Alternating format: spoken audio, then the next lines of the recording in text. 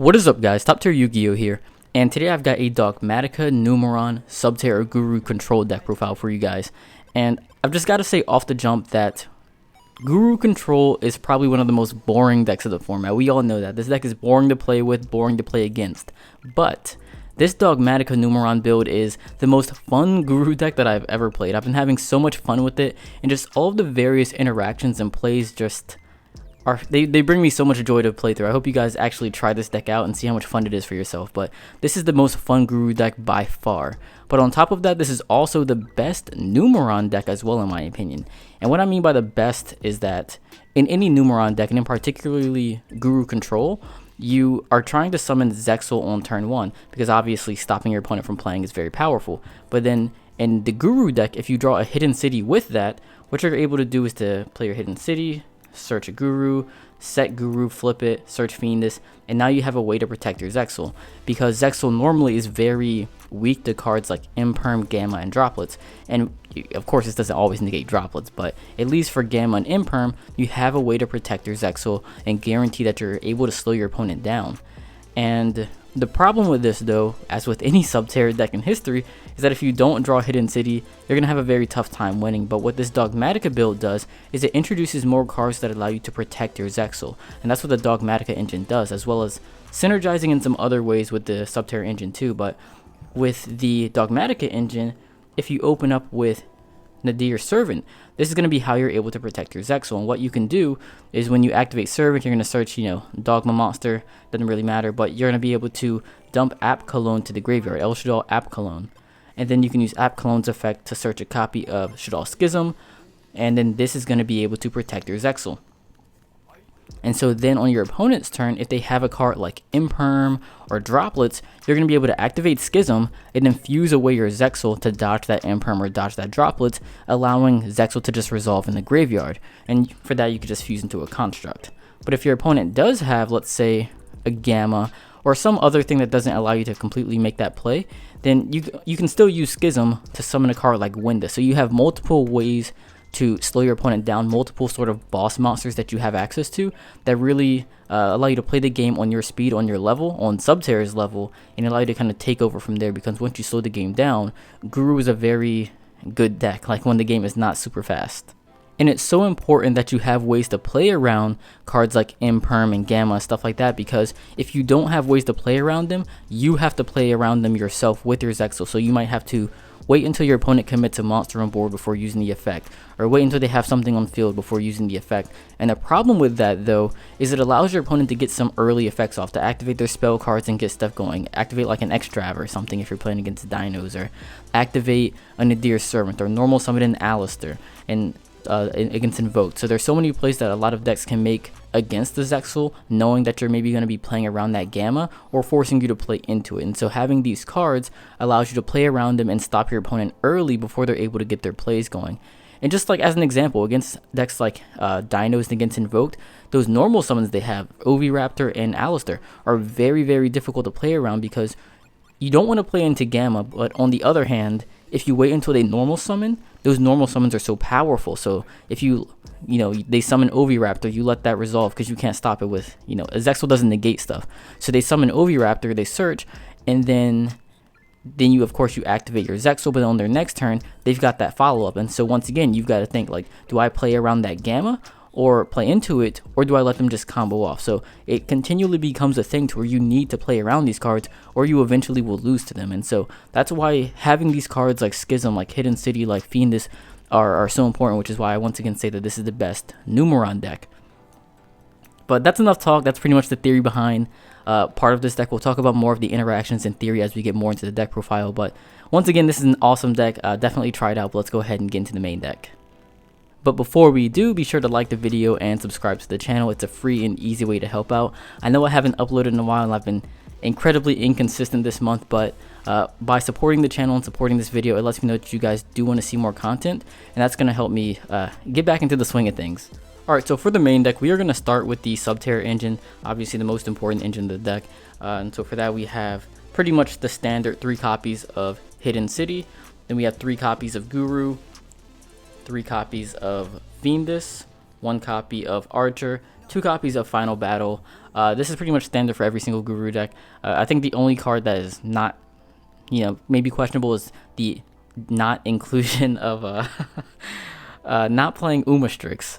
I kind of tripped on my words there, but Umastrix is a card that I've seen some builds play, some builds not play, and I just felt in this build I wanted to optimize for consistency, and I felt that Umastrix was a card that was a little bit win more, to where it's very, very powerful and very useful in grindy matchups, but games of this format don't really get to that point, and if they do, you're already kind of at an advantage anyways. But also, it's kind of difficult to play directly from your hand, and that also kind of leads to it being more of a win more, in my opinion. But it's not a bad card though. I like it, but just not enough to get into this deck. This deck is already over 40, and I'm going to need your guys' help to cut down to under 40. And so, if there's anything else that you think should be cut, let me know. But this is it for the Subterror engine. I also do like Final Battle a lot. Like, I wish I could play it at 3, but I honestly just can't justify it. For the Numeron engine, we are playing 3 copies of Numeron Network, 3 copies of Numeron Wall, which is an increase from the Numeron Red Eyes deck. And this build, we don't have the Red Eyes engine as extra starter cards, and so with that, I wanted to maximize the number of Numeron starters. And on one hand, you could say that we have Nadir Servant to just replace the Red Eyes fusions, but the difference is that, in my opinion, Nadir Servant is very often not a starter card. It's more of an extender. Like, it's a really good extender, but it does not start your plays on its own. Like, just having Nadir Servant doesn't get you very far, whereas having just a network or a wall can. And so that's why I wanted to just max out on the Numeron engine. And with that, we do also have 1 copy of Terraforming and 1 copy of Set Rotation, which can also be copies of Hidden City, but they are also copies of Numeron Network. And then the final Numeron card we play is the 1 copy of Numeron Calling. And we're only playing 1 copy of Calling because in this deck, actually, there's a really cool interaction with Psyframe Lord Omega, which you can send to the graveyard off of your Dogmatika cards. And you can use Omega to shuffle Calling back into your deck to get multiple uses out of it, which is why we only need 1 copy of Calling in this deck. So it allows you to reduce the number of engine requirements that you play to, again, optimize the consistency. And so we're playing the most copies of Ways to Get to Network, the most copies of Hidden City possible, and then we're minimizing on the number of engine requirements. And while the Dogmatika engine does kind of introduce more, and we'll get to that when we talk more about the engine requirements, but this is one way to maximize the consistency for this deck. But another way I want to do that is, again, cutting down on cards in the deck. So let me know, once again, what should be cut. Like, maybe 2 walls is better. I've had a really tough time figuring out the ratios for this deck. It's like, this deck is 44 cards, as I'm going to show you, because these are the 44 cards I think this deck needs, but I'm having a tough time trimming it down to 40. And I think it should be 40, just because Hidden City is so important to your success. Like, you have to see Hidden City. But that's pretty much it for the Numeron engine. So let's get this out of the way. Oh, another thing I do want to mention is Set Rotation. It's always kind of risky in this type of deck because it can be a card that kind of locks you out of your Hidden Cities, which again is so important. But at the same time, it's like, what's worse? Not being able to play Hidden City later on because you started with a Set Rotation, or not getting the Hidden City at all. And so I'd rather see the Set Rotation and then just see that Hidden City versus seeing it in multiples. That makes any sense. So that's why I'm playing Set Rotation, but it also, of course, can be network too. For the Dogmatika engine, we are playing 3 copies of Nadir Servant, 2 copies of Ecclesia. You don't need 3 in this deck because this is not like a Dogmatika deck. Like, this isn't like Dogmatika Invoke to where you're comboing off with your Dogmatika cards, but rather Nadir Servant is the main extender here. Ecclesia is just kind of collateral. Like, you need this so that you can grind out with your punishments, so that you can dump Titanclad, summon this, search more defense, and continue rolling like that. But it's not there because it's an inherently good card for this archetype, for this deck, or for this engine, because if you start off with a Zexal, you're not special summoning this because of the restrictions on Numeron Calling. If you start off with your Subterror cards, you don't have anything from the extra deck, so you're also not doing anything with Ecclesia. And so that's why we're only playing 2, not 3. You could, I could see the argument for even just playing 1, but the second one was coming up for me a lot, just because of mostly Titanclad, like wanting to just grind out further. In those grindy matchups, you really need that second one to just keep having more gas. But we also play 1 copy of Maximus, and then 1 copy of Fleur de Lis for the Dogmatika monsters. Maximus is another card that I think is quite questionable. It's great with Nadir's Servant, but bad with literally everything else in the deck, to where at least Ecclesia in simplified game states can just be normal summon, search, and then you get something. Whereas Maximus is a blank if you don't already have everything going for you.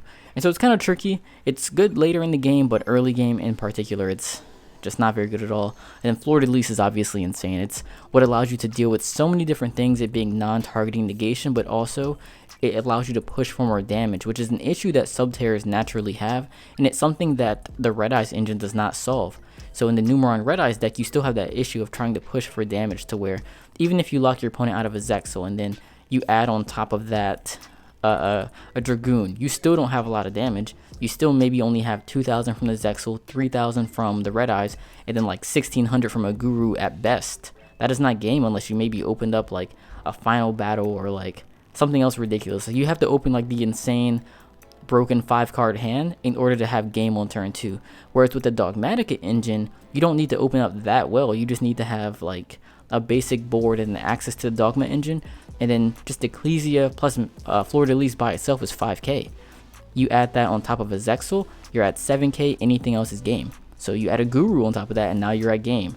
And so that's really one of the awesome things about this engine in Guru decks. It allows you to push a lot easier than you normally would be able to. And then the final 2 cards we play in the Dogma engine are 2 copies of Punishment. This is another card that I could see cutting down to maybe 1, but again, in grindy matchups, it's very, very good.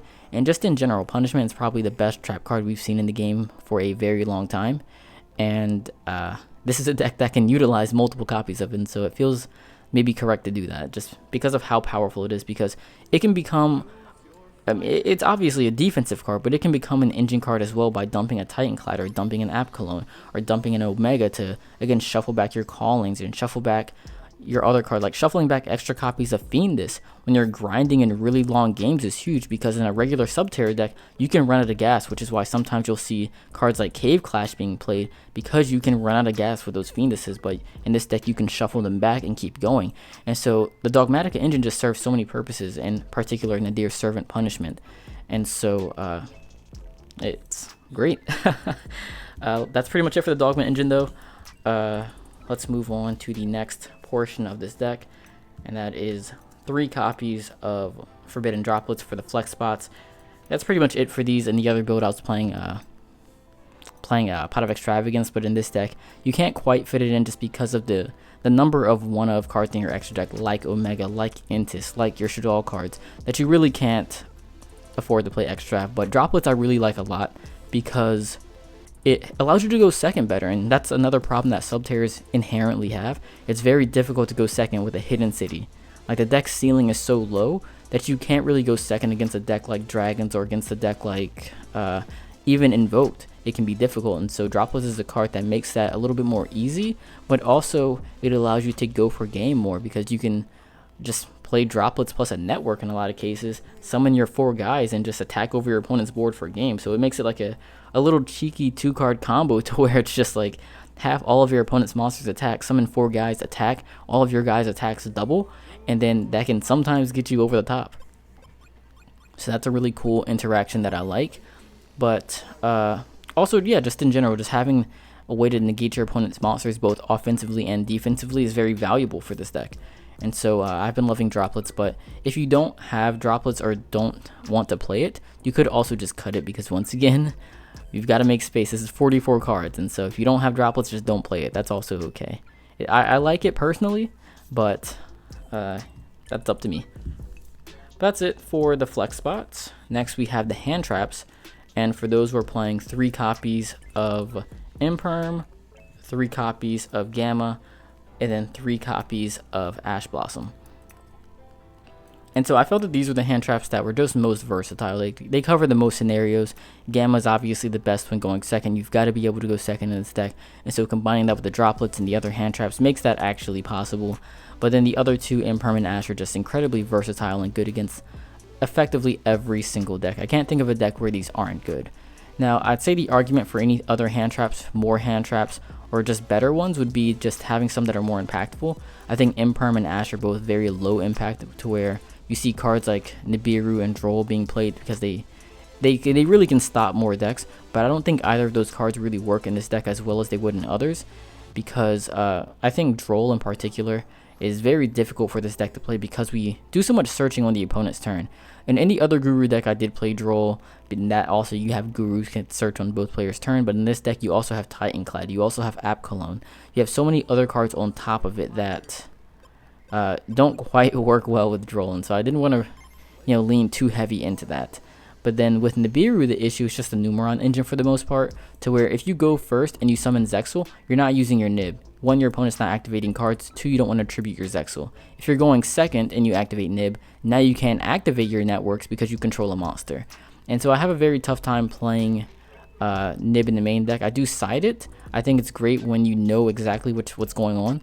But in blind game ones, it's a little bit risky in my opinion. And so that's why there's no Nib in the main deck. That's pretty much it for the hand traps, only playing 9.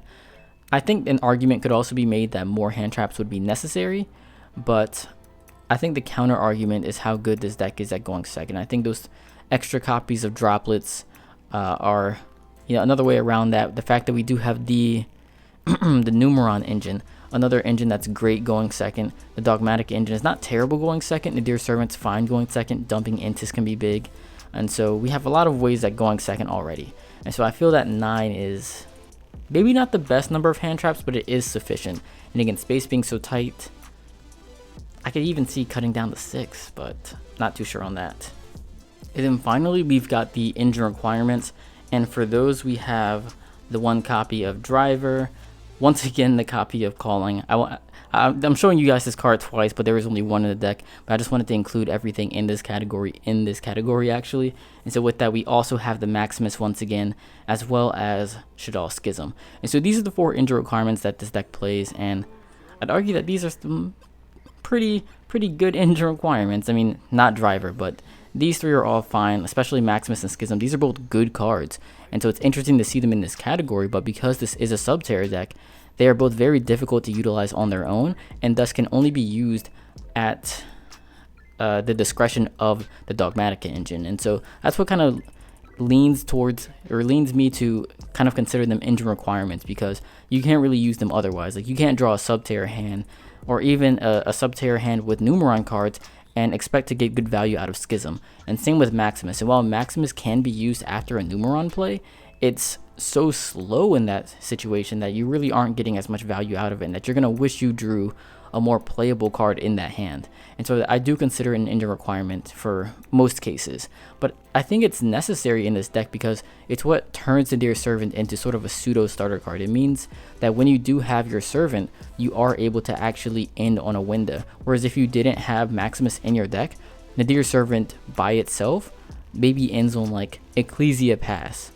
And that's kind of I found that to be a problem, because when you open up these weaker hands, you really need something to slow opponents down. Like, if I didn't want to end on like Hidden City, Guru, Fiendus, and Ash, like, that's not good enough against dragons.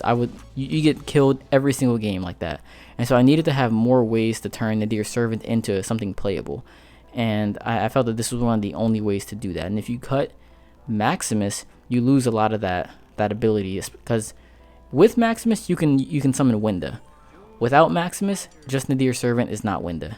And so, because there's no darks in this deck. If we had other darks in this deck, then it would be possible, but in this deck, it's just not. And so I felt that Maximus is, again, a bit necessary here. But it is a ninja requirement. That's enough on those. Let's go ahead and move into the extra deck. We are going to start with the Shaddoll cards. So they were just what was on top. And for those, we have 1 copy of Winda, 1 Construct, and 1 App Cologne. All of these are just cards that get sent to the grave or off of, or I guess just App Cologne is sent to the grave off of Punishment or off of Nadir Servant. And then Construct and Winda are both cards that get summoned off of Schism. And so Construct is for fusing with your Zexal, again, to be able to dodge Imperm, dodge Droplets, other targeting forms of disruption. Forbidden Chalice is starting to see more play, so it's good against that as well. And then Winda is just another line of of disruption that you have at your disposal, as well as being an out to cards like Dragoon and other cards that maybe can't be targeted, can't be destroyed, because Schism does allow you to send them to the grave when you summon a monster of the same attribute. And so it allows you to deal with cards that are both dark as well as light with Schism. And so that's another really cool interaction that this deck has. As well as, of course, Construct being able to deal with random monsters, and Winda being Winda. That's pretty much it for the Shadow monsters. Then we have the one copy of Omega. Omega we can actually summon with Gamma and Driver, but it's very unlikely. You could also summon it with Ash and Winda. So you summon Winda, normal summon Ash, synchro into Omega. That's also possible, but usually you're just sending it to the grave with Punishment and Servant, and then using it to recycle random things in your grave. Like you can recycle anything in your extra deck, your callings, if you want to reuse Network, your Fiendises. You can shuffle back punishments into the deck to get them back and keep searching them. Shuffle back Ecclesias. There's just so much you can do with Omega's Graveyard effect, and you can just keep doing it over and over, turn after turn, and it really makes this deck infinitely more efficient. After that, we have one copy of Zexal. Again, only one copy because we have Omega to shuffle them back if we ever need it again, but also we have Megaclops, which I think serves the same purpose in a lot of cases, and is sometimes even better because some decks like Dragons just might not have an out to it, whereas they can definitely play around and through a Zexal. Maybe not through a Zexal, but they can play around it a bit and kind of stall you out, but a Megaclops is just forever in the way. So, one Zexal, one Megaclops. Then for the Numeron Xyz monsters, we have 2 copies of Gate number 1, 2 copies of Gate number 2, 2 copies of Gate number 3, and then 1 copy of Gate number 4. I feel that this lineup is the best, like 7 copies total, and then not like 3 of one, and then 2 of one, and then 1 of the others. I think this is the best because it allows you to, if you needed to summon all 4 of them twice within a game, you could do that as long as you utilize Omega to shuffle 1 back. Like you go 1, 2, 3, 4, Omega shuffle back 4, and then do it again and summon 1, 2, 3, and 4. And so that can allow you to maybe push for a lot of damage in certain games, but it also means that even without using Omega, you can summon 3, like going first and summoning a Zexal, and then you can use it again later on and then summon 1, 2, 3, and 4, and then attack for game. And so it kind of gives you the most flexibility in my opinion. So I really like playing 7. I feel that you definitely don't want to play anymore just because space is so tight, but at the same time, playing less starts to take away from what you can do, and it becomes sort of a balancing act between what you think will actually happen within games and what you would like the situations you would like to prepare for, because you could maybe take 1 copy of each of them out, or maybe like 1 copy of number 3 out, and then add in extra copies of other extra deck cards that you think might come up. Like maybe a TopTierYugioh comes up, like, you know, that's another card you could play, or Appaloosa. Maybe not Appaloosa, that's like always worse than Zexal, but it's an option. But that's it for the Numeron engine. Then the final 2 cards you play are 1 copy of Titanclad and then 1 copy of Intis. Intis is another card you could definitely add a second copy of if you wanted to cut some of the Numeron cards or cut something else of the extra. But these are both necessary, at least at 1. Again, you do have Omega shuffling them back, but at least at 1. Titanclad is what allows your Dogmatika engine to like keep going. Then Intis obviously gives you that utility. And there's a really cool interaction actually with Intis and your Subterror engine. It doesn't come up often just because you don't have a lot of the cards that make it possible, but if you have like Nadir's Servant plus Archer, what you can do is like Nadir's Servant, dump Intis to the graveyard, search like it doesn't really matter, you could search like a Fleur de Lis or something, and then you can use Intis to destroy your Archer. Archer can get you to Guru. And then from there, you can get your Subterror engine going for the most part. Like, you still don't have Hidden City, but at least you have access to Guru. Guru can get you Final Battle. Final Battle can start flipping your Guru, getting you Fiendises. And you can kind of get something going from there. And then you're also going to have that copy of, like I mentioned that example, like a Fleur de Lis. And maybe if you can summon another Dogma monster, you have a play. I don't know, but they're just situations where I messed that whole scenario up, but there's situations to where you can use Intis to destroy your Archers and then use Archer to get you to Guru and then start playing from there. So it doesn't come up often, but when it does come up, it's definitely something you want to keep in the back of your head because it's a cool play. It's kind of fun. But that's pretty much it for the let's see, so we've done the main, we've done the extra. let's go ahead and get into the side deck. And this is actually like pretty much the exact same side deck that I did in the other Subterror deck, the Red Eyes Numeron Guru deck. And so we have 3 copies that there can only be one copy of Mystic Mine, again searchable with your terraforming and your set rotation. So going second, you effectively have 3 copies of it. And if you keep this deck as is, it's a 44 card deck, so you're going to be able to deck out a lot of your opponents. So that's a thing. But 3 copies of Cosmic Cyclone as well. Most versatile spell card in the game in my opinion. 3 copies of Nib.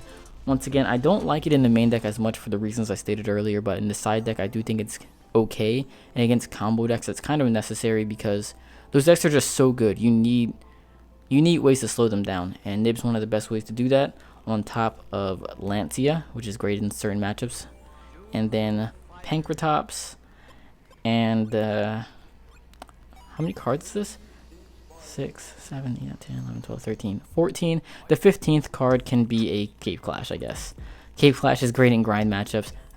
This is actually the exact side deck. I was messing around with other side deck cards, so I got kind of confused for a second. What was in this deck? What was in another deck? But some other cards I was considering siding were some Kaijus, just because going second is so difficult for this deck, especially if you don't have like droplets or gamma or something like that, like a high impact going second card. It can be very difficult, and so I really liked Kaijus in testing, but at the same time they weren't quite great in every. I felt that these were more versatile.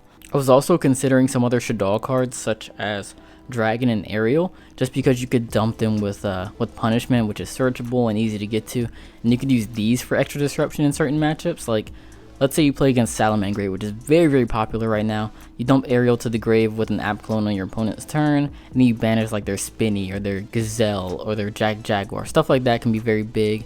Or Dragon just being able to turn the Dear Servant into like destroy a monster, destroy a back row, and sure you could dump Intis, but this is just another way to do that while also getting some Shadows in the grave.